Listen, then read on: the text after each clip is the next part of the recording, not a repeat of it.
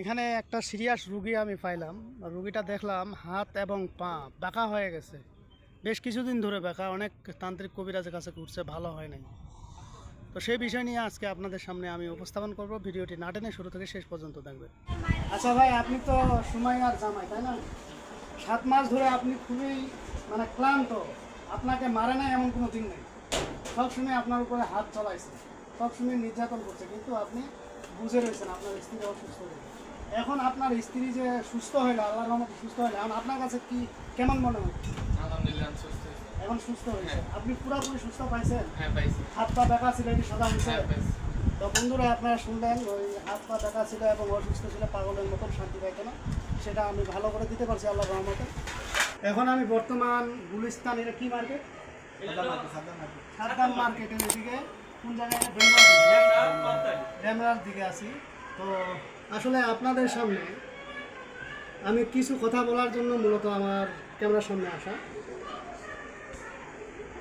আপনারা দেখেন, এখানে এই যে মেয়েটাকে দেখতেছেন, বিয়ে হওয়ার কতদিন হয়েছে ওর? 7 বছর না 7 মাস? 2 বছর 7 মাস। এর মধ্যে 7 মাসের মধ্যে এই মেয়েটাকে লাগান চালান করে রাখছে। পীর ধরছিল, পীরের কাছ থেকে মানুষের শত্রুতা আমি তো বুঝে নেই, সেই শত্রুতা আমি অনুযায়ী ওনাদের সংসারটা ভেঙে দেওয়ার জন্য এই মেয়েটাকে এমন অবস্থা করে দিছিল, হাত পা বাঁকা হয়ে গেছে এবং হাতও সোজা করতে পারে না, পায়েও সোজা করতে পারে না। আর জামাইকে 24 ঘন্টা মারামারি পিটাপিটির মধ্যে রাখছে।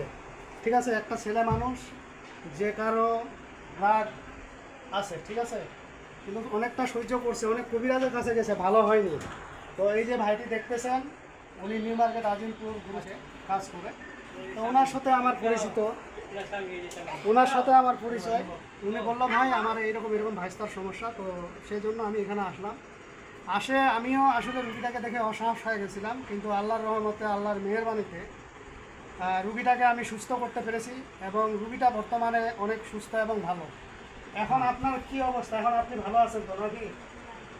আপনার হাত বাঁকা ছিল, পা বাঁকা ছিল, সোজা করতে পারেন নাই, এবং আপনার মাথার ব্রেন আউট হয়ে গেছিলো, যেটাকে out of control brain out হয়ে গেছিলো। কাউকে দেখতে পারতো না, ভালো মন্দ বুঝতো না, পাগলামি শুরু করে দিয়েছিল। তো আমি আপনাদের দোয়ায় আল্লাহর রহমতে ভালো করতে পেরেছি। ভালো করার মালিক আমি না, ভালো করার মালিক আল্লাহ, আমরা মাত্র উছিলা। তো এরকম যাদের সমস্যা থাকে বা আপনারা ভোগান্তির মধ্যে আছেন, অনেক সমস্যার মধ্যে আছেন, তারা চাইলে আমাদের সাথে যোগাযোগ করতে পারেন। আমরা বাংলাদেশের যে কোনো প্রান্তে গিয়ে আমরা চিকিৎসা করে থাকি।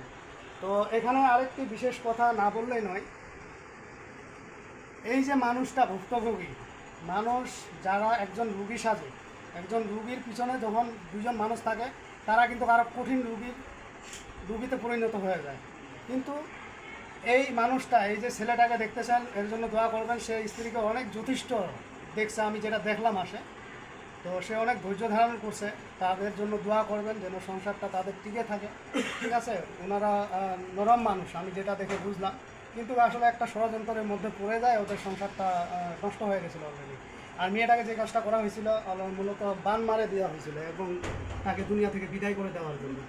ঠিক আছে, তো যাই হোক বন্ধুরা, আজকে ভিডিও এই পর্যন্তই। ভিডিওটি যদি ভালো লেগে থাকে অবশ্যই একটি লাইক দেবেন, বন্ধু বান্ধবের কাছে শেয়ার করে দেবেন। আর যারা এখন আমার চ্যানেলটি সাবস্ক্রাইব করেননি, তারা সাবস্ক্রাইব করে দেবেন এবং পাশে থাকা বেল আইকনে ক্লিক করবেন, যাতে ভিডিও ছাড়ার সঙ্গে সঙ্গে নোটিফিকেশন আপনাদের কাছে পৌঁছে যায়। আর যারা অলরেডি সাবস্ক্রাইব করে ফেলছেন, তাদেরকে অসংখ্য ধন্যবাদ। তো পরবর্তী ভিডিও দেখার আমন্ত্রণ রইল। সে পর্যন্ত ভালো থাকবেন, ধন্যবাদ।